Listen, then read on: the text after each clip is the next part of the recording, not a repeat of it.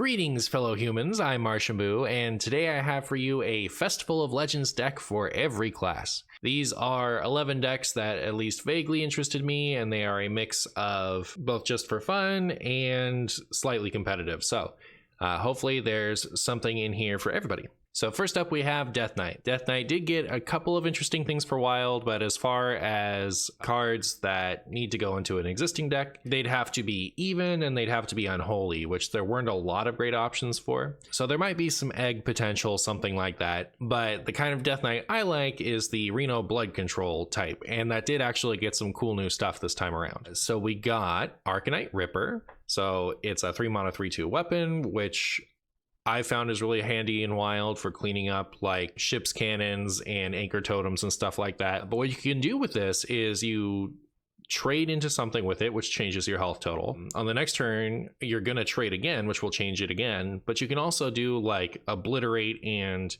Vampiric Blood to change it. And then you've pretty easily got yourself a 4/4 lifesteal alongside your 3-mana 3/2 weapon. So it's not that hard to get a lot of value out of this, considering as long as you trade both times, you're at least getting a 2/2. Death Metal Knight is another way to change your health total while you have the Arcanite Ripper up, as long as you heal. You'll get to play this for health, which will change your health total for the weapon, and also give you a free 3/4 with Taunt. And then this last one, I'm just a little bit curious with it. It's a 5-mana 3/6 with Lifesteal. After your hero gains health, summon a soul with that much attack and health. So even if you just jam this on 5 and your opponent has to trade in order to get rid of it, you're going to get a 3/3 or 2. And then it has the upside of going with like Vampiric Blood and all other kinds of stuff. But yeah, then it's just a value Reno Death Knight like you've seen me play before. And then for Demon Hunter, we have Outcast Demon Hunter, which is already probably the most underplayed deck in Wild considering its strength. It's really strong, and it's getting a huge upgrade. So it's getting Rush the Stage. Draw 2 Rush minions from your deck. They cost 1 less. The best cards in this deck are its Rush minions. So we have Vengeful Walloper, which is what the deck is built around, and Fierce Outcast, which is one of the best ways to discount it. So you're going and you're finding a couple of the best cards in your deck for 3 mana, which is pretty good. I'm not super sure about Helveria Dark Raven, but some people who are pretty good with this deck are telling me that they have some faith in it. So I thought, you know, new legendary worth trying. If you didn't want to craft this and wanted to try the deck anyway, I would say just sub in a second I-Beam. Next up we have Druid, and Druid got so much this expansion. I'm going to have a ton of fun playing around with all of its new toys, but I can only pick one, so I felt like I'd pick the most solid option. This is just regular questline Druid with the addition of the high confidence new cards in Spread the Word, which is like the most absurd Druid card we've got in the set. Any of your attack bonuses pretty much are going to turn this into 0 mana draw 2 cards, which is fantastic. And then Harmonic Mood, 2 mana for gain 2 attack or gain 4 armor, and it'll swap each turn. So frequently this is 2 mana for 4 attack, which also makes your Spread the Word free. Serious upgrades to Questline Druid. I didn't put any of the little beasties in the deck that increase your attack and armor for your hero power. I think you build that deck slightly different, and I am really excited to play with a deck like that, but I felt like it would be much more interesting to experiment with that type of deck first and then have like its own video come out later. Whereas if you wanted to just queue up something high confidence and have fun with the new set right away, there you are. Next up we have Beast Hunter. So Beast Hunter is another thing that kind of got some interesting options. Mr. Mukla is a 6 mana 10/10 that fills your opponent's hand with bananas. They do not want to spend 1 mana on a banana, so you're filling their hand with a bunch of garbage. You mail them a card, but you get a 6 mana 10/10 with Rush. Pretty good. And sometimes this costs 4 if you got it off of Harpoon Gun. Stranglethorn Heart seems expensive for this deck, and it is, but it has tradable. So in the really grindy matchups, you're able to like tempo out your Tundra Rhinos and Shadehounds, and then later on in the game you play this, you summon a couple of those, you summon a Mukla if you played it, you summon a Hydralodon if you played it, and then your Tundra Rhino makes those all go face. It's a ton of damage, and you get to be a lot more reckless with your 5 mana power cards. I don't know if either of those are going to make the final list, but I actually do think that there's a significant chance at least Mukla will, and even Stranglethorn Heart, because it has tradable, is a really interesting option and will probably be worth it, at least in some metas. Next up, we have Mage. So this is Hand Mage. We did get our Null back. So Null is back to being 10 mana. It was 11 for a minute there. I know we were all despairing about that. But what you do is you fill your hand with a bunch of stuff. So your Null is cheap and your Mountain Giant is cheap. And then you play Conjurer's Calling to turn those into higher volume of threats. So we have Book of Specters and Elemental Allies, which are the traditional ways to stack your hand. But we also have the new Synthesize, add a 1, 2, and 3 cost elemental to your hand, which also has synergy with Elemental Allies, which is pretty cool. The other new card is Volume Up, which might be a little expensive for this deck, but I think it's pretty good. So 4 mana, draw 3 spells. If it's Finale, so you've used up all of your mana when you play this, you'll get to discover an additional card, and that type of thing is good with Wildfire. So we've added a hero power package to supplement the abysmal late game of this type of deck. So we're discovering a bunch of extra wildfires. We're finding all of our spells really consistently, and we're going crazy with early giant minions. How good is this deck? Probably terrible, but it'll be really fun. DJ Monostorm is in here because I think it's cool. It has vague synergy with the deck. So you play this on 10 and then your Conjurer's Calling is going to cost 0. So play this on 10 and then you immediately make 2 more 10 drops. There are 2 problems with that. One, this costs 10. The other problem is an 8/8 is kind of on the upper end of the random 10 drops in wild. So at least one of your Conjurer's Calling is probably going to be worse than this, but I think it's fun to try them out. So if you're looking for a place to try out DJ Monostorm, I actually think you're not going to do much better than this. Next up, we have Paladin. Paladin got a bunch of cool stuff, but all of its stuff is really standard stuff. You know, it's really hard to find a spot for the new Paladin things in Wild. What I tried here was Disco Maul. So give a random friendly minion +1/+1, and then you play minions to improve it. Pure Paladin these days, at least in standard, is playing a bunch of minions in order to discount Light Ray. So you play your Sinful Sous Chef, gives you some recruits, you play those, your Light Ray gets discounted, and then your Purator goes and finds it, and you play both of those for free. So if you're playing a bunch of minions for that anyway, Disco Maul, pretty good. You play this on 2, play out a few minions, whatever you have, and then once you swing with it, whatever you put out gets a bunch of additional stats. We have a bunch of taunt things in here to benefit from that. I just like the Purator, and I think it's cool. I like the Purator Light Ray combo. I like the Countess. I think she's really fun. So Pure is just fun for me. And Lightforged Zealot got a buff. So the True Silver Champion heals for 3 now.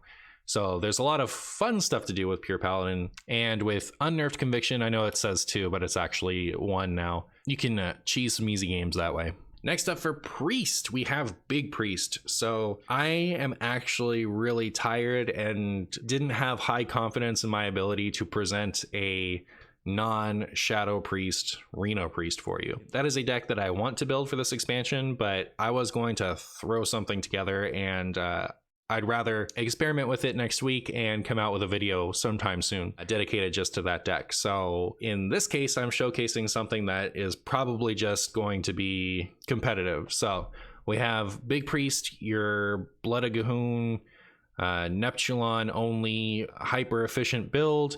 And then we have our 1 new card, Love Everlasting. Your first spell each turn costs 2 less. So this is the good kind of redundancy with Illuminate in making your Shadow Essence cost less. And then every turn this is happening again as long as you keep casting a spell at least once per turn. So it makes casting your subsequent things a lot easier as well. Probably a really good card for Big Priest. I think it'll be fun for Reno Priest too. I'll work on that list later. But if you're a Big Priest fan, huge upgrade for that deck. Next up, we have Kingsbane. This is a personal favorite of mine. One of the big things it got is Instrument Tech. Kingsbane already has Shiny Finder, and now it basically just has 2 extra copies of Shiny Finder, which means we don't need to run any of the Pirates, and we don't need to run Raiding Party anymore. In addition to that, we also get Harmonic Hip Hop. So deal 1 damage, give your weapon +3 attack, and it swaps each turn. We also get Mic Drop. So draw 2 cards, Finale, give your weapon +2 attack. Super good Kingsbane card if your weapon's already up. And Fan of Knives, I know this says 3, but it's actually been reduced to 2 now, so that's pretty good. And then at the end of our deck, since we have the Silverleaf Poisons and a bunch of other draw, we have Garrot, which has been recently buffed to be 3 bleeds again, and Silvermoon Arcanist, +2 spell damage, but your spells can't target face, which they probably won't, because most of your damage is coming from your weapon anyway, and Garrot does not actually target your opponent's face. So get to the end of your deck, you drop this and a couple Garrots, swing with your weapon, you draw the bleeds you've just shuffled into your deck and deal a ton of damage towards the end. Right now, I only have a single Cloak of Shadows in here. Depending on how turtley this deck needs to be, we can add the second Cloak and or 2 more Evasion in the future, but this is the list for now. Next up, we have Reno Shaman. So the funny card that Shaman got for me is Jive Insect. 5 mana, transform a minion into Ragnaros the Fire Lord. So if you have Zentimo out, you can transform 3 minions into the Fire Lord, which I think is very exciting. That is 8 mana and requires 2 specific legendaries, so it's not going to happen that much. So I prefer to run it in a deck that likes to run Zentimo anyway, which would be Galakron Shaman. So we have, between the Wind Chills and the Invocation of Frost and the Cold Storage, we have a lot of really good Zentimo targets anyway. And then we have Jive Insect on top of that, which can just be played on 5 if you need some tempo, or if you do manage to get out Zentimo toward around turn 8, you can do your super spicy Ragnaros turn. I'm really excited to play with this. The other new card I have in here is Photographer Fizzle. 3 mana, 3/3, take a snapshot of your current hand and shuffle it into your deck. That's handy for taking a snapshot of Shudderwock and or Galakron and or Jive Insect to get more value later, and then your Shudderwock will do that again later. So I have not built this to be infinite, but it does add a bunch of potential value to your deck and also some wrap protection. I could see Photographer Fizzle possibly making it into a regular Shudder list. Next up, we have Reno Warlock, which I've designed around Symphony of Sins. It is the only new card in the whole deck, but the whole deck is built around it. So Symphony of Sins, you discover and play a movement, and then you shuffle the other 6 into your deck. The movements each cost 3, but they're all really high power level. So it's like the initial one feels almost worth 6 mana. Not quite, but almost.